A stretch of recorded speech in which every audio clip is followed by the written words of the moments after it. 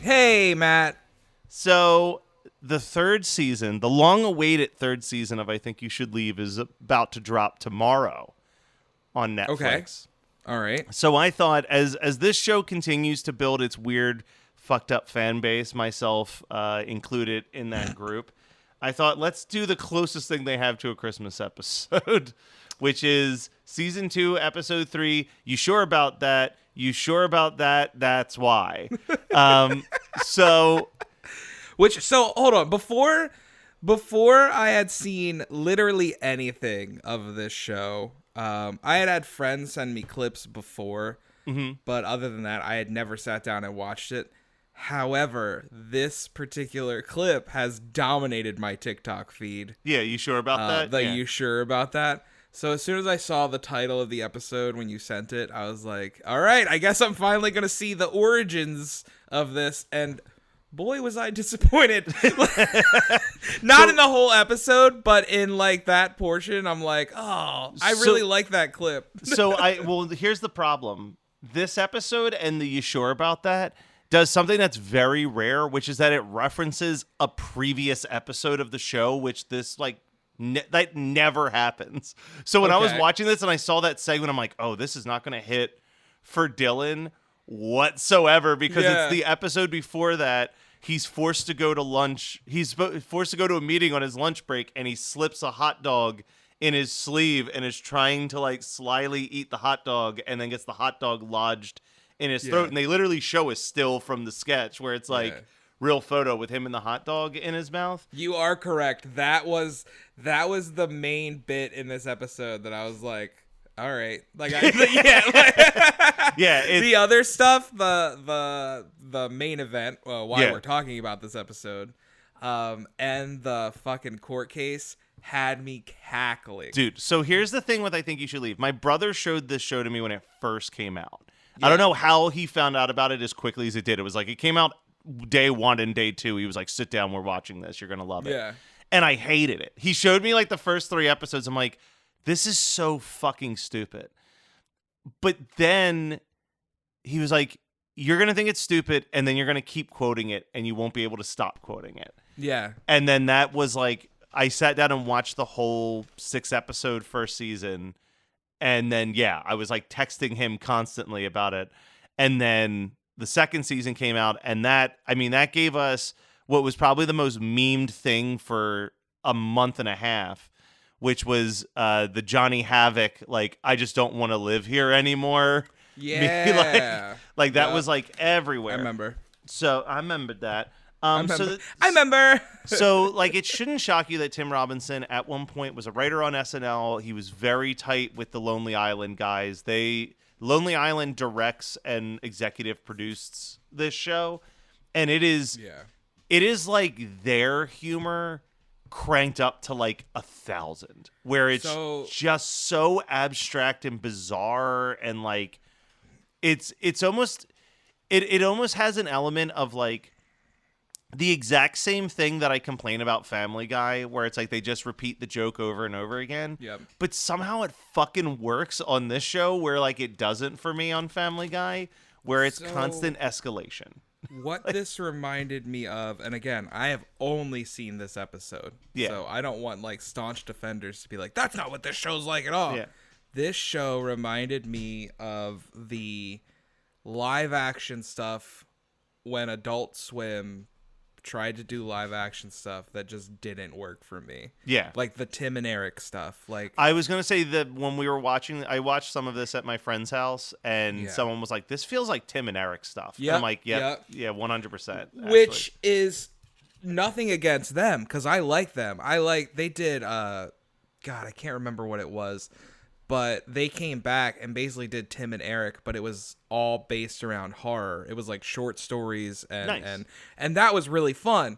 So I don't hate them, but it was just a very like similar humor of, this is so stupid. Like, this is so dumb. I was nervous when I hit play, because I've probably only seen every one of these episodes once, maybe twice. So when I hit play, I forgot about the opening bit, and I was like, oh, I don't like I'm not digging this. This could be bad. Like That was yeah. like I was like, oh no. I like an aspect of it where it's like it is relatable. It is relatable when you're getting food with a bunch of people and someone's food comes out and it looks so fucking So much good. better than yours. Yeah, too. you're just like, oh, I should have got that. And then it's almost like wish fulfillment. Like you wish you could just like eat their food instead. It was fucking fun. It was funny when he finally just goes, "I'm gonna eat this whole thing." But then we get into, like you said, the main event, the reason why we're here. And the way that this trailer is set up, where it's like, it's literally, I wrote Detective Crashmore is what Peppermint should have been, where it's just like so hyper violent. But like, it's so funny because I love that they're basically, the concept is that it is a gritty, violent action movie. And Santa Claus just happens to be the actor portraying the main guy. So I'm watching this, and again, I have no frame of prep. reference. I have no frame of reference. I've never seen this show before. I feel like you did tell me like why we were watching it, but I completely forgot as I'm sitting down watching it. And I'm like, this is fun. This is cool. And then if it goes, I'm like, it's just some old guy. I'm like, and I see his beard. I'm like, is this? No, like this Christmas part's gonna come later on in the episode. And it says, what's the main character's guy's name? Detective Crashmore. Yeah, Crashmore. Detective Crashmore. Yeah, Crashmore. Crashmore. And he's like, and Detective Crashmore played by Santa Claus. And I'm like, oh my God, this and then is it just fantastic. ends. Then it just jumps to another sketch. It leaves you, it like edged you a little bit, right? But I do love that I wrote down 3 different lines that he says in the commercial. And the first one is he just goes, "You fucking suck," as he's like firing at people. And then another one is he goes, "Fuck you, you suck." And then the last one is when he puts a person in the ground, shoots them in the head, gets blood all over his face, and then just goes, "What are you, dumb?" And it's like, it's so great because it really is depicting like, it's like a joke on stunt casting, right? Like it's like this Santa Claus can't fucking act at all, but it's like really bad. Oh my God, it's so funny. We get the hot dog vacuum, which is you sure about that? We already talked about that. We're making an ad. Napping ads. I hear that Gary Sinise is free. Oh, okay, great. He hasn't worked since 2020. So, what would be the script that we would have Gary Sinise say for the Napping Through Happy Hour podcast? Listen to this damn show. Damn it. The Napping Through Happy Hour podcast brought to you by Geekscape. Real life, real drama, real time. I'm Gary Sinise. That's the ad. That's the ad. That's the ad. And then we jump back to Detective Crashmore. And it's like this point on is like 2 of the funniest bits I've ever seen. So good.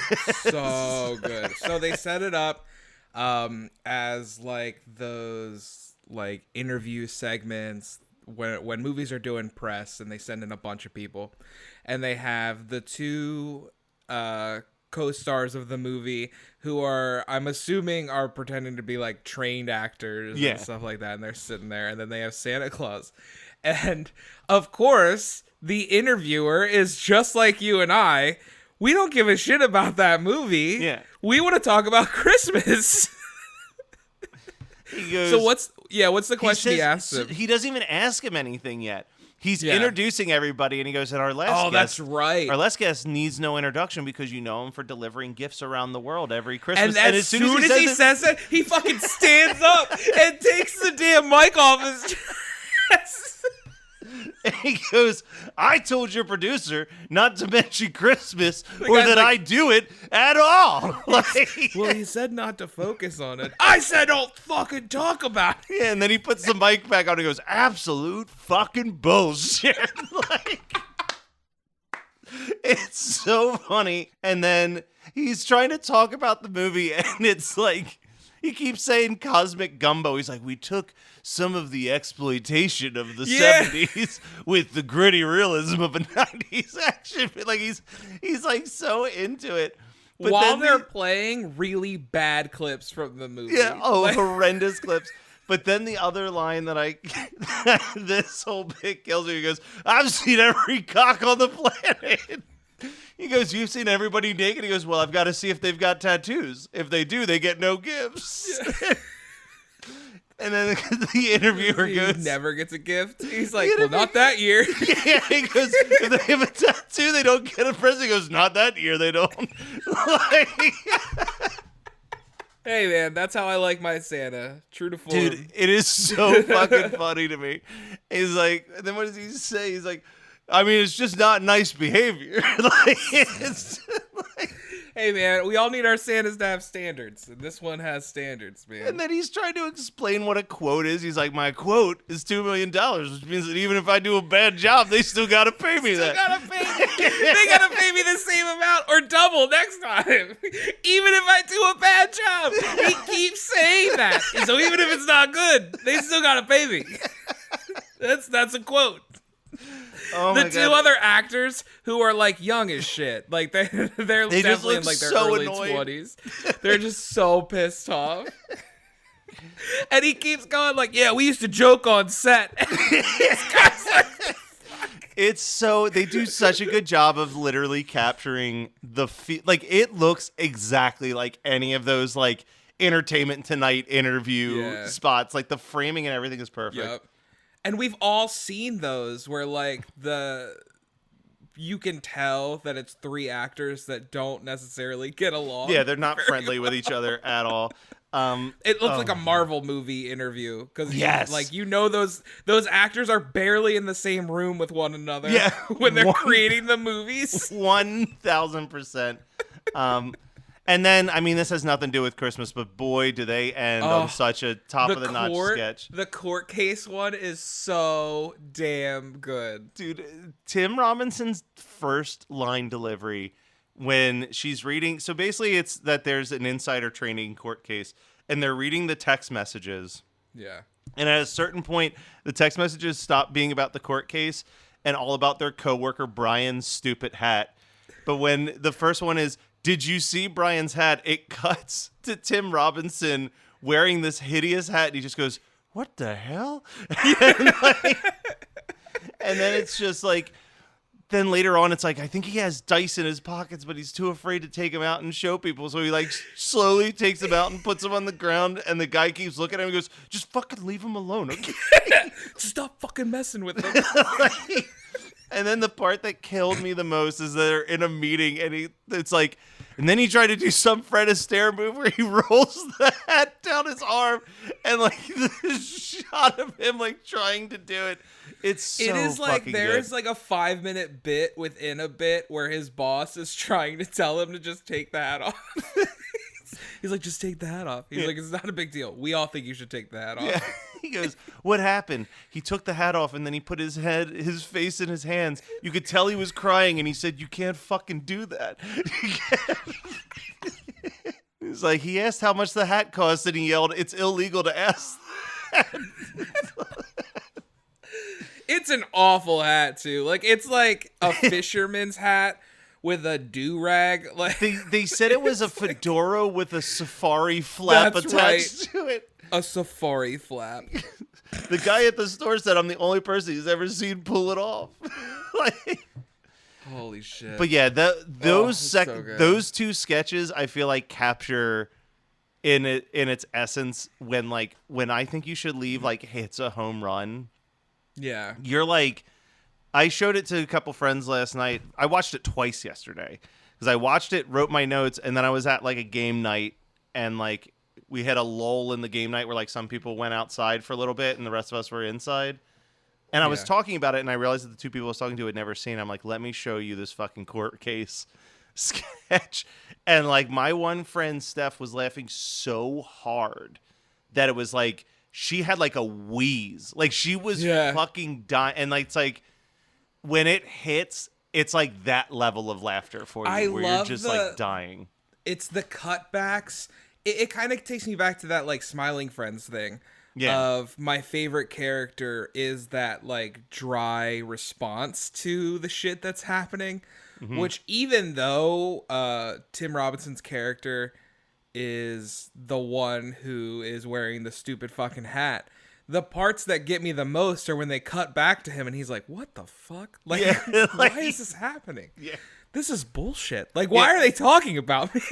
And that's the thing. It's like at one point the other lawyer is just like, what does this pertain to the case? And then she just goes, $sign emoji. Like, dude, so fucking good. So would you recommend?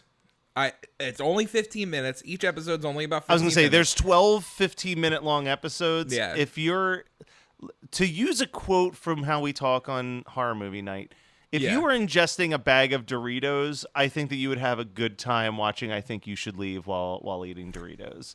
I think I see what you're saying.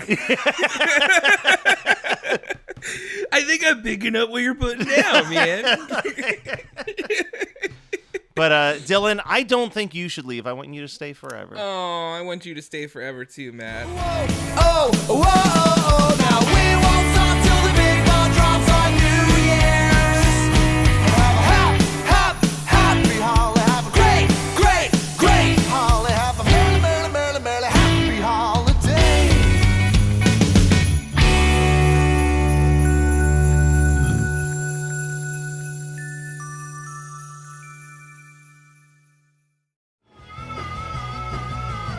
You're listening to the Geekscape Network.